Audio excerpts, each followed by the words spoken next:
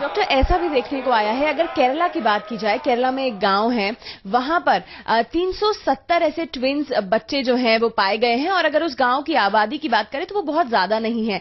तो क्या कोई रीजन भी ट्विंस प्रेगनेंसी पे प्रभाव डालता है? नहीं, रीजन एक्चुअली डालता जरूर होगा, बट एक ऐसा कुछ लिटरेचर ऐसा नहीं है कि हाँ ये particular this is the reason.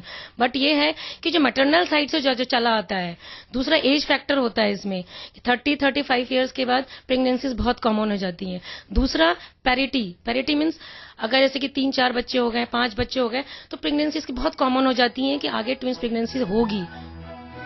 दुनिया भर में जुड़वा बच्चों के शहर पर पड़ताल को लेकर डॉक्टर्स की रिसर्च कहती है कि ब्राजील में जुड़वा बच्चों के पीछे जीन्स जिम्मेदार हैं और नाइजीरिया में जुड़वा बच्चों के लिए खान पान जिम्मेदार है।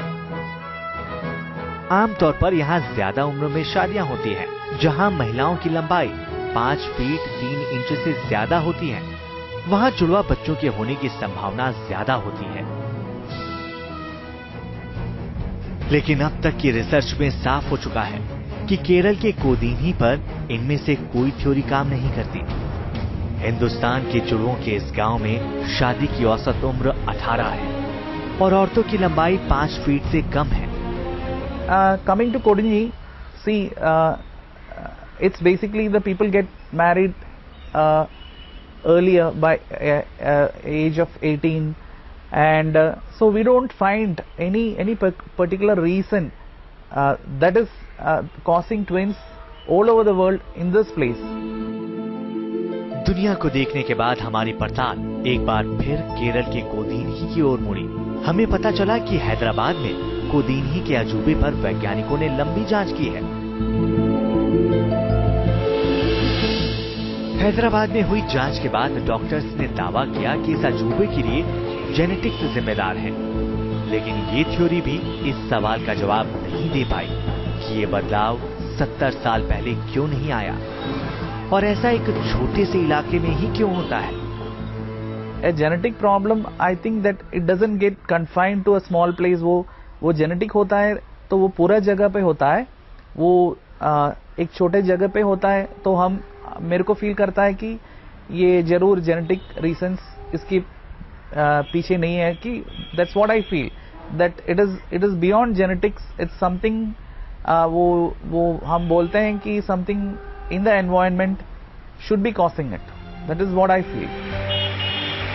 कोदीनी की पड़ताल के बाद विज्ञान इस बात का भी जवाब नहीं दे सका कि गांव में 2 साल गुजार लेने वालों को जुड़वा बच्चे क्यों होने लगते हैं, या शादी के बाद बाहर से आने वाले लोगों के साथ भी ऐसा ही क्यों होता है, या फिर यहाँ से शादी करके बाहर जाने वाली लड़कियों के साथ भी ऐसा क्यों होता है।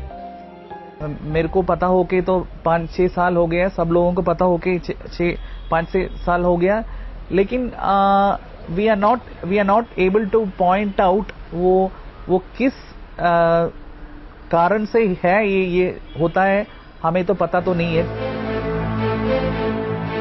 लोग मानते हैं कि एक छोटे से जगह में अगर कुछ खास हो सकता है तो वो है पानी, लेकिन पानी को लेकर अभी तक कोई जांच सामने नहीं आई, या फिर यूं कहें कि हमें पानी की जांच को लेकर कुछ पता नहीं चला। विज्ञान को यकीन है कि एक ना एक दिन इसका राज सबके सामने जरूर आएगा, लेकिन कब कोई नहीं जानता। हमको पता है कि ये उतना आसानी से हम सॉल्व नहीं कर पाते हैं, पा सकते हैं। वो हमें जरूर पता है कि it will take time to unfold this mystery. विज्ञान को इस रहस्य का पता लगाने इस छोटे से गांव में बार बार लौटना होगा, जहां 1 किलोमीटर से भी कम के दायरे में ना तो आबो हवा बदल सकती है, ना मिट्टी बदल सकती है, ना लोग अलग हैं, ना लोगों के जीन्स अलग हैं। फिर भी एक गांव में सैकड़ों जुड़वा हैं और दूसरे गांव में एक भी जुड़वा नहीं। जुड़वा होने का ये रहस्य कोई नहीं जानता। जिस दिन ये गुत्थी सुलझ जाएगी, उस दिन इंसान के शरीर का सबसे बड़ा राज सबके सामने होगा।